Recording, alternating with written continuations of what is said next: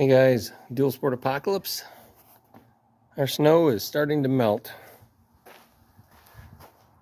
Finally. Garage door is open. So a couple things going on here. I'm taking the stud tires off. Front and rear, obviously. And I'm going to make a selection on which front I want to run this year. Definitely not running that trail wing hanging up over there. So I've got M5b EVO, which I ran not last year but the year before, and then this JX8 Dakota. Both are great tires. You know, when I recommend a tire, I recommend it. I'm struggling for which one of these I want to run because they're both great. M5b EVO is a little heavier. It's also a little taller. I don't know. I think because I ran the JX8 Dakota pretty much all of last year. I think I'm going to go back to the M5b EVO for at least half the year. Maybe the whole thing. I love the tire. They're both great tires. So if I recommend it, I mean, I fucking recommend it. So those are both great. Oh, there's a spare engine. I think that's got 1,200 miles on it. So over here,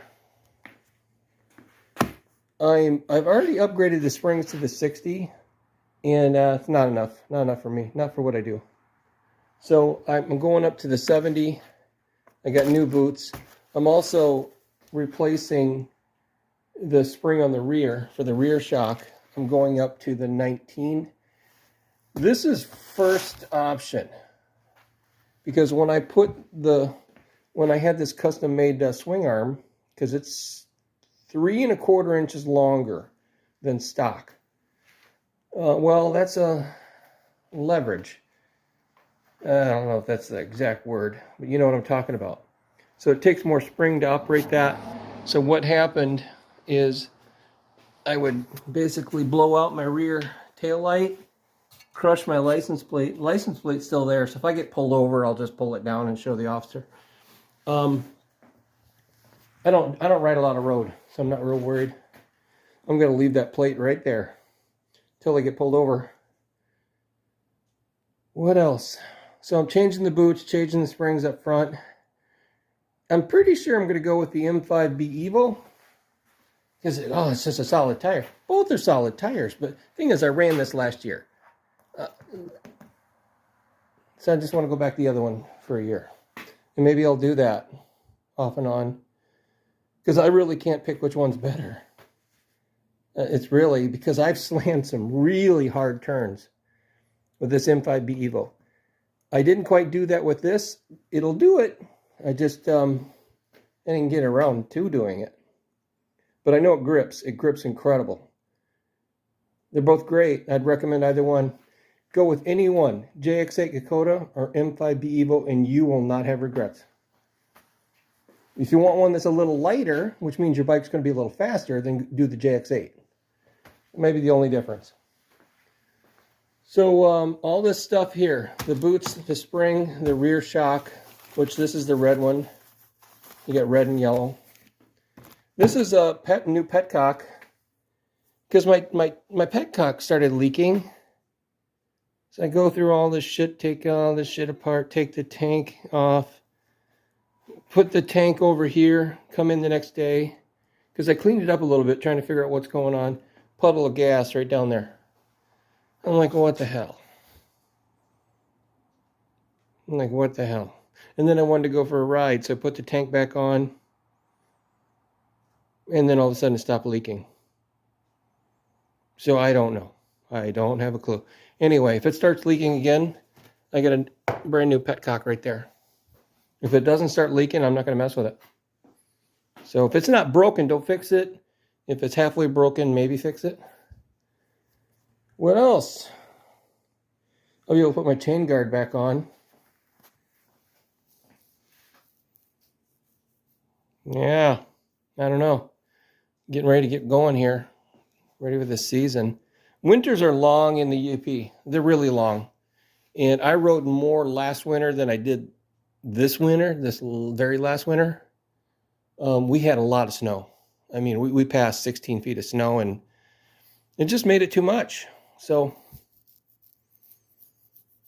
yeah, it was just too much. You know, the best riding is actually on the road. So if I had a shitty road to ride, the road's got to be really shitty with snow.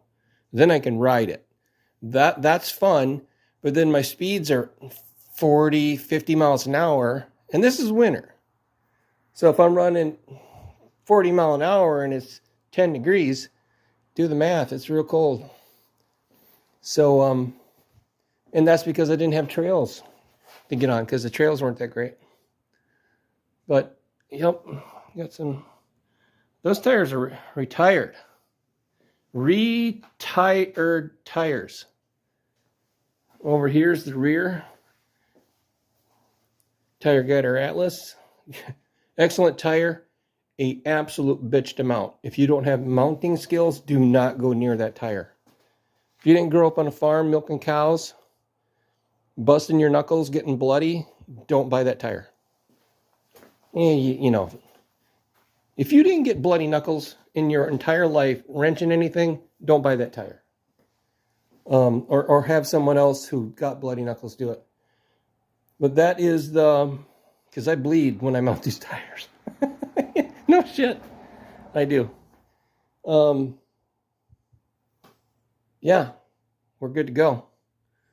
I don't know how long this shit's gonna take. I'm not doing it all right now. I'm gonna swap the tires right now, get it rideable, and then spring salmon has started on Lake Superior, so I can't go out there if it's windy. So if I get a windy day, then I'll dig into the front and the rear shock.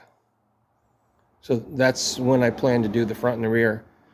If I got a couple days of wind where I can't go fishing, then I'll do those shocks. But for today, we're doing the tire. So I have to pop this 60-tooth rear sprocket off, put it back on. This is my original 2010 rim, because I'm running on the